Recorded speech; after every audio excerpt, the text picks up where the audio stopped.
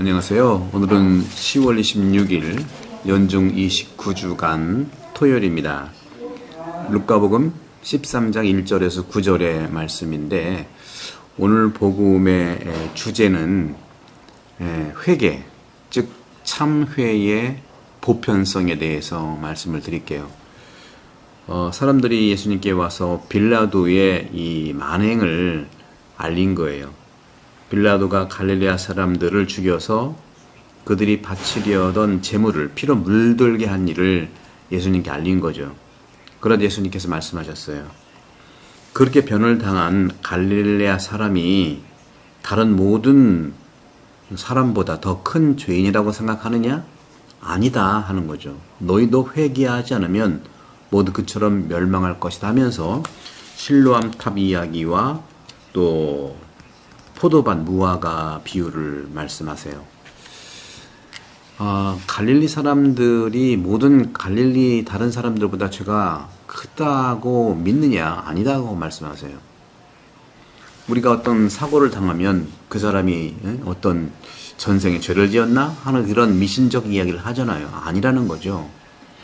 예수께서는 분명히 어떤 사건을 암시하고는 계세요. 그 당시 여론들을 충격에 빠뜨렸던 일들을 들은 거죠. 복음에 따르면 이 빌라도는 갈릴리 사람들의 피와 제물, 다시 말하면 제물을 바치는 거죠. 즉 제사를 드리는데 동물의 피를 섞어서 제사를 지냈는데 예루살렘은요 종종 이렇게 거짓된 메시아주의와 혁명적 열망은 좋은 건데 열정이죠. 열정으로 가득 차 있었습니다. 그리고 로마 그러니까 검찰관으로 불리던 빌라도 총독. 이 사람은 불안을 잠재우려고 노력한 것이죠. 그래서 빌라도는 이번에는 그가 군사를 보냈는데 그들은 제사를 지내기 위해서 성읍에 온 사람들과 성전 안에서 번제를 드리는 사람들 가운데 많은 사람을 죽인 거예요. 역사적으로 그런 일들이 있었죠. 이런 반란에 가담하지 않은 사람들도 포함해서 많은 사람들이 비극으로 인해 목숨을 잃은 겁니다. 이렇게 사실에 대한 판단에서 전형적인 유대인들의 사고방식이 드러나요. 이 사람들은 무엇을 했기 때문에 이렇게 가혹한 처벌을 받았습니까? 우리나라에 좀 전에 말씀드린 것처럼 전생에 무슨 죄를 지었길래 이렇게 인과율적으로 생각을 하는 거예요. 아니죠. 한 사람의 파렴치한 생명을 무도하게 죽인 그 사악함에 있는 것이지 전생과 아무 관계없는 겁니다, 여러분들. 대개들 독재자들은요. 그렇게 사회 정의를 외치면서 사람들을 마구마구 함부로 해서 생명을 살상하잖아요. 우리 역사에서도 많이 봤지 않습니까? 이런 점에서 사람들은 뭐 때문에 이렇게 가혹한 처벌을 받냐 하고 의문을 제기하는 거예요. 이것도 종교적 판단일 수도 있어요. 하지만 사실일 수도 있지만 이것이야말로 기계적인 그러한 판단이라는 거죠. 이런 사고에서 벗어나야 됩니다. 모든 불행은요, 추상적일지 모르지만 핵심적인 것은 죽음과 불행은 죄에서 비롯된다고 하는 것이 성경 전체의 가르침이에요. 예수님도 똑같은 말 하는 거죠. 하느님은요, 공의로우신 재판장이시라는 것이죠. 그리고 모든 악을 멸하러 오신 것이 사실입니다. 모든 악을 멸시하셔요, 하느님께서는. 하지만 하느님의 이런 맷돌들은요, 천천히 돌아가고 있어요.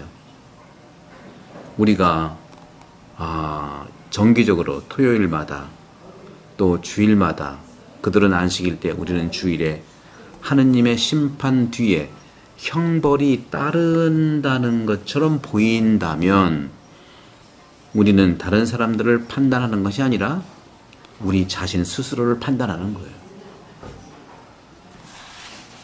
오늘 복음에서 이렇게 말합니다. 여기 18명이 있다. 다시 말하면 실로암 탑이 무너지면서 깔려 죽은 18명 사람이 있는데 너희는 그 18사람이 예루살렘에 사는 다른 사람보다 더 큰 잘못을 하였다고 생각하느냐? 아니다 하고 내가 말한다고 말. 우리로 본다면은 너무 어처구니없는 사건들이 10년 전에 세월호, 또 2년 전인가요? 이태원 참사. 그렇게 생각하지 말라는 겁니다. 그런 점에서 내가 너희에게 말한다. 그들이 예루살렘에 사는 다른 모든 사람보다 더 큰 잘못을 했다고 생각하냐? 아니다. 내가 너희에게 말한다. 너희도 회개하지 않으면 모두 그렇게 멸망할 것이다. 그 사람들이 회개하지 않아서 죽었다는 게 아니라 회개하지 않은 책임자들이 방만하게 미리 안전도 체크하지 않고 자기 정치적인 이런 것들에 꽂혀가지고 시민사회의 안전망을 미리 어떤 겁니까? 준비하지 않은 것에 대한 것을 얘기하는 거예요. 책임자는요, 책임질 수 있는 사회 안전망을 하는 것이 첫 번째 회개예요. 그러니까 자기가 회개하지 않았잖아요. 안전하게 준비하지 않았잖아요. 회개는 준비거든요. 이 불행한 사람들. 매일 불행하게도 이러한 일이 우리한테 일어나요. 저에게도 일어나고 우리한테도 일어납니다. 말씀을 다 드릴 수 없지만 너무나 안타까운 일들이 너무 많이 일어나요.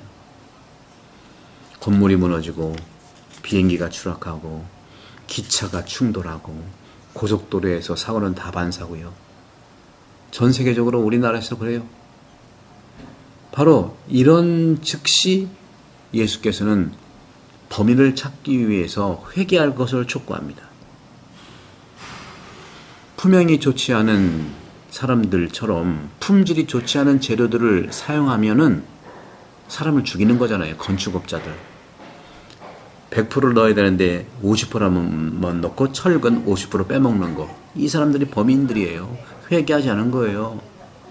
그런 사람들이 전원 집에서 무너졌는데 누구 책임입니까? 전생 책임이 아니에요, 여러분들. 제발 천주교 신자들 그런 망각에 좀 벗어나시기 바라요. 세상을 똑바로 보시기 바랍니다. 인간들의 마음을 정확하게 봐야죠. 계산에 실수를 한 엔지니어. 저는 눈 감고 있던 통행료 징수원. 술에 취한 어떻게 음주운전이 왜 위험합니까? 자기도 죽고 남도 죽이니까 그런 거 아닙니까? 아주 큰 범죄죠. 영적인 사람은요, 이러한 문제의 원인들을 깊이 있게 원인을 추구하고 탐색하는 사람입니다. 우리가 영적 해가지고 붕붕 떠다니는 게 결코 아닙니다. 하느님은 세상을 질서 있고 조화롭고 선하게 창조하셨어요.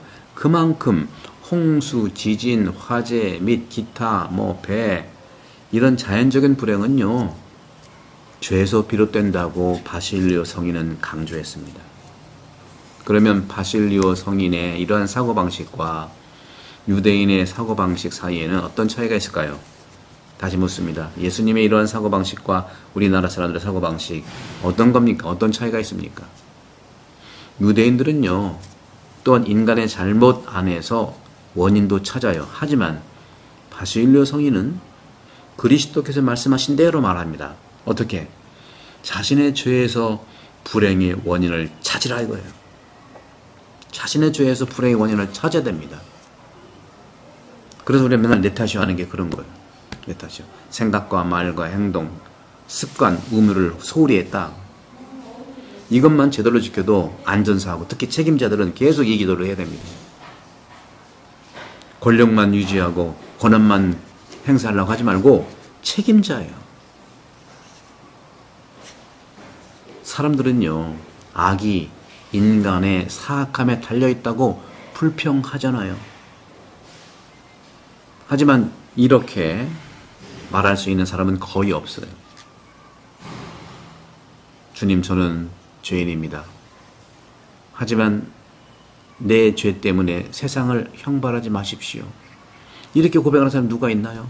우리 교황님 뿐이신 것 같아요. 우리 교황님은 당신은 누구요? 하고 수년 전에 인터뷰했을 때 어느 교회 잡지 기사에서 봤는데, 교황님은 한참을 물끄러미 기도하더니 나는 죄인입니다 하는 거예요. 이 세상에서 나는 죄인이라고 말하는 사람이 악한 짓을 할 수가 없어요. 죄인이 아니고 함부로 하는 사람들이 다 죄인들인데, 너는 회개하지 않으면 다 멸망한다고 오늘 주님은 말씀하세요. 회개하지 않으면, 너희도 회개하지 않으면 모두 그렇게 멸망할 것이다 하고 말씀하세요. 어떤 사람이 신학대학교 교수에게 세속 도덕과 그리스도교 도덕의 차이점이 무엇냐고 물었어요. 좋은 질문이죠, 그죠? 여러분도 궁금하시죠? 신자로서의 도덕적 삶이 어떤 거냐? 근데 그 신학교 교수는 이렇게 대답했습니다. 많은 것 같지만 하나입니다. 하나. 좋은 그리스도인 평신도죠. 좋은 우리 평신도는 대부분의 사람들이 선하고, 좋은 교육이 나쁜 사람들 수를 제한한다고 그렇게 생각합니다. 하지만 그리스도교에서는요, 모든 사람이 죄를 지었지만 진지한 노력을 하면 모든 사람이 발전할 수 있고 심지어 성인도 될 수 있다고 말을 하는 거예요. 그리스도교는요, 죄의 보편성, 회개의 보편성을 가리켜요. 죄가 이것이 현행범을 얘기하는 게 아니에요. 우리가 얘기하는 그런 법을 어겨서 하는 그런 사람이 아니라니까요. 우리가 죄에 대한 개념도 달리 봐야 돼. 우리는 너무 네 죄를 네가 알렸다. 하도 역사적으로 일제강점기, 한국전쟁, 또 독재시대, 또 여러가지 허리띠 졸라매는 시대에서 하도 우리가 나 자신을 드러내놓고 살지 않았기 때문에 죄의식이 너무 많은 거예요. 나는 죄인이지만 죄의식 가질 필요가 없는 겁니다. 그래서 악은 모든 곳에 침투하고 거룩하고 신성한 형벌이라고 하는 것은 모든 사람을 위협하는 거예요. 하지만 모든 악은 또한 참회를 통해서 복구될 수 있고 회복될 수 있고 치유될 수 있고 모든 사람이 구원받을 수 있다고 말하는 거예요. 이것이 바로 행복의, 다시 말하면 복음의 행복한 선포이고, 이러한 행복한 복음의 선포가 회개하고 참회하라는 권고로 시작되는 이유입니다. 악은 멸망하게 되고 하느님의 나라는 계속 임할 것이고 우리 안에서 드러날 것입니다. 마태복음 3장 2절의 말씀이지요. 우리 모두 오늘 복음을 잘 우리가 또 읽으시면서 너희도 회개하지 않으면 모두 멸망할 것이다. 구독선교 부탁드리고 영혼 돌봄을 위해서 매뉴얼을 계속 제가 만들고 있는데 그것도 곧 선보이겠습니다. 성부와 성자와 성령께서는 이러고 모두를 반복합니다. 감사합니다.